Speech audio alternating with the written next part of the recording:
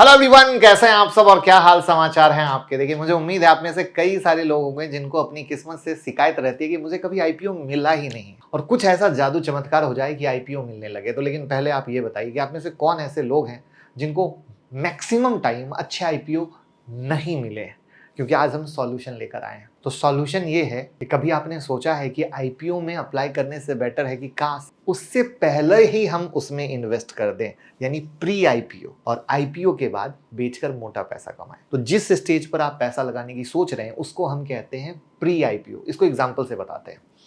Tata technology pre IPO price था 475 का और लिस्ट कितने में हुआ? 1200 में, यानी एक मल्टी बैगर रिटर्न। एक और example, cricket legend Sachin Tendulkar ने पिछले साल मार्च में आजाद इंजीनियरिंग में 5 करोड़ का इन्वेस्टमेंट किया था। रिपोर्ट के मुताबिक तेंदुलकर सर के पास कंपनी के 3,65,176 इक्विटी शेयर हैं, जो उन्होंने 136 रुपये 92 पैसे पर शेयर को खरीदे थे। अब उनका ये इन्वेस्टमेंट लगभग 72.59 करोड़ के करीब हो सकता है। करंट प्राइस शेयर का क्या है? 1500 के ऊपर। तो यानी आईपीओ से पहले पैसा लगाया। अभी करंटली स्विगी का लिस्ट हुआ, इसमें एक इन्वेस्टर है सॉफ्ट बैंक, जो कि जापान का बैंक है। इन्होंने $450 मिलियन इन्वेस्ट किया। ठीक है, आईपीओ से पहले लिस्टिंग डेट वैल्यू कितनी होगी? $1 बिलियन। और भी कई सेलिब्रिटी ने स्विगी में पैसा लगाया है, नाम कमेंट में बता दीजिए। आपकी भी तो सोच है ना कि हम प्री आईपीओ में पैसा लगाएं, लेकिन आप कैसे इस चीज का फायदा उठा सकते हैं? तो वो जानने के लिए पहले ये समझना होगा कि प्री आईपीओ होता क्या है, रिस्क क्या है, कैसे वर्क करता है, कैसे आप अप्लाई कर सकते हैं। तो चलिए शुरू करते हैं। चैनल को सब्सक्राइब कर लीजिए दोस्त, तभी तो आएगा मजा, राइट। और वहीं पर चूंकि मार्केट की गिरावट से लोग बहुत ज्यादा परेशान हैं, तो उन्हें बता दूं कि मार्केट अभी 200 SMA के सपोर्ट पर खड़ा है और ये बहुत मेजर क्रूशियल लेवल है। बट हमारे मेन चैनल पर मुकुल अग्रवाल का ये डेटा की वीडियो लाइव हो चुकी है, इसको ज़रूर देख लीजिएगा। इस चैनल का लिंक डिस्क्रिप्शन में, जिससे आपका डर दूर हो सकेगा। और अगर आप सच में एक सीरियस ट्रेडर हैं तो हमारी इलीट मेंबरशिप ज्वाइन कर सकते हैं, जहां इन्वेस्टमेंट की स्ट्रेटजी की वीडियो, 2008-20 का डेटा, दोनों वीडियो की थंबनेल आपको दिख रही है। इलीट मेंबरशिप में 799 में मिल सकती है।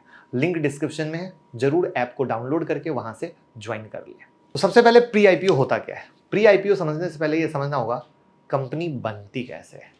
जब कुछ दोस्त मिलकर एक कंपनी शुरू करते हैं तो वो अपनी अपनी जेब से पैसा लगाते हैं, जो प्रमोटर कैपिटल कहलाता है। कंपनी शुरू होने के वक्त ही शेयर का क्रिएशन शुरू हो जाता है, लेकिन ये शेयर लिस्ट नहीं होते, इसलिए उनको क्या कहा जाता है? Unlisted share. ये शेयर किसी एक्सचेंज पे नहीं मिलते, इसलिए आपको इन्हें खरीदने के लिए अलग ब्रोकर से संपर्क करना होता है। प्री आईपीओ एक्चुअली कंपनी के इनिशियल स्टेज से थोड़ा एडवांस स्टेज होता है, जब कुछ बिग इन्वेस्टर जैसे प्राइवेट इक्विटी फर्म और वेंचर कैपिटलिस्ट कंपनी में इन्वेस्ट करते हैं और अपना प्रॉफिट कमाने के लिए आईपीओ से पहले अपनी पोजीशन स्क्वायर ऑफ करने लगाते हैं और तब वो शेयर बेचते हैं। ये प्रोसेस आईपीओ के पहले का होता है और इसी को प्री आईपीओ मार्केट कहते हैं। अब आप सोचेंगे, ये तो सेम अनलिस्टेड शेयर में इन्वेस्ट करने की तरह है, लेकिन अनलिस्टेड शेयर और प्री आईपीओ इन्वेस्टमेंट एक तरीके से दोनों ही केस में आप अनलिस्टेड शेयर में ही इन्वेस्ट कर रहे हैं। लेकिन छोटा सा एक डिफरेंस है कि प्री आईपीओ के केस में ये शेयर जस्ट एक स्टेप पीछे है एक्सचेंज पर लिस्ट होने से पहले।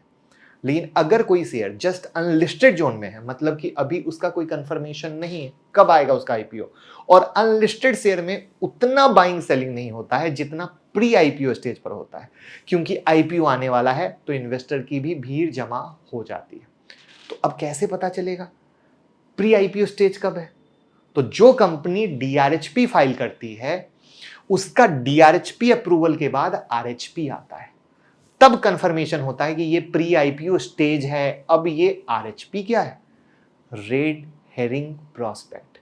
जब कंपनी आईपीओ लाने का फैसला करती है तो एक डॉक्यूमेंट, जिसे आरएचपी कहते हैं, रिलीज होता है। इसमें कंपनी के फाइनेंशियल, प्रॉफिट लॉस और आईपीओ का प्राइस रेंज दिया जाता है। ये एग्जैक्ट प्राइस नहीं बताता, पर एक रेंज बताता है। जैसे आईपीओ का प्राइस 80 से 100 के रेंज में दिया है और कंपनी के फाइनेंशियल स्ट्रांग है, तो मार्केट एक्सपर्ट्स ये देखकर जज करते हैं कि ये शेयर लिस्टिंग के बाद अच्छा करेंगे, और इस वजह से लोग प्री आईपीओ में हाईयर प्राइस देने के लिए भी तैयार होते हैं। और इस प्राइस इंक्रीज को हम ग्रे मार्केट प्रीमियम कहते हैं, जो आप लोग हमेशा सुनते हो और हमारी वेबसाइट पर भी इसके बारे में जान सकते हो, SME वगैरह लिंक डिस्क्रिप्शन में।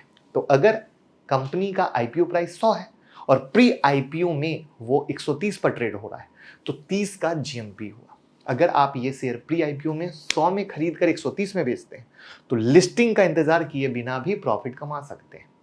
ये ग्रे मार्केट में होने वाले प्रीमियम का फायदा आप उठा सकते हैं। और अगर फाइनेंशियल और मार्केट कंडीशन अच्छी है तो ये एक अच्छा शॉर्ट टर्म प्रॉफिट का सोर्स है। तो ये तो हो गई अच्छी अच्छी बातें, जहां रिवॉर्ड है वहां रिस्क भी है।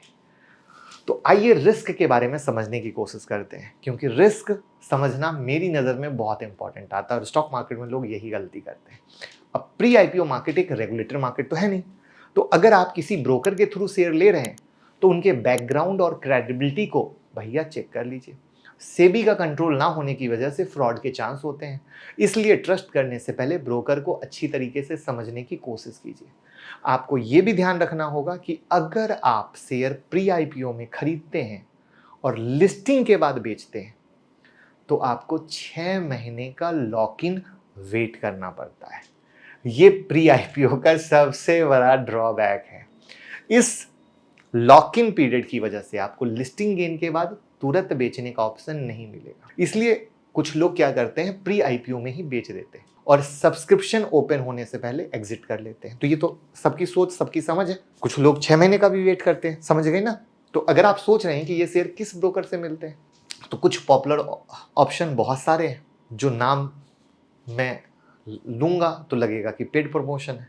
तो सिंपल मार्केट में बहुत सारे नाम हैं, बट थोड़े से विश्वासी नाम की कमी है यहाँ पर, ठीक है, बहुत ज़्यादा विश्वासी नाम की कमी है। तो उस कंडीशन में एक मोतीलाल ओसवाल है जहाँ पर आप समझ सकते हो, जान सकते हो, ठीक है, क्योंकि ये लिस्टेड कंपनी, ठीक है। अब समरी क्या हुई, तो IPO में अलॉटमेंट लॉटरी सिस्टम पे डिपेंड करता है और सिर्फ एक लॉट मिलता है, लेकिन प्री IPO में आप अपनी मर्जी के शेयर और क्वांटिटी खरीद सकते हैं। लेकिन प्री IPO